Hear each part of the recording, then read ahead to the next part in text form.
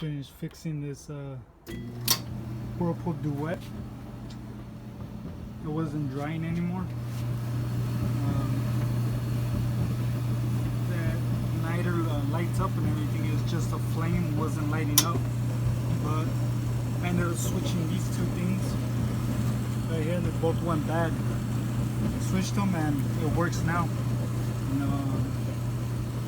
Very simple. You just what I did was take out this screw right here, these two bolts right here, and these two down here, and it came off.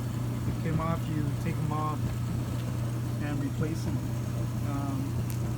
Ended up getting them on Amazon through this company, Blue Stars dryer gas valve solenoid. That's a part number right there.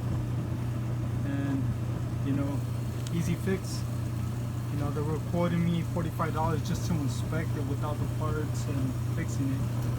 But these things normally go bad, and they don't allow gas to go through the valve and igniting to dry it.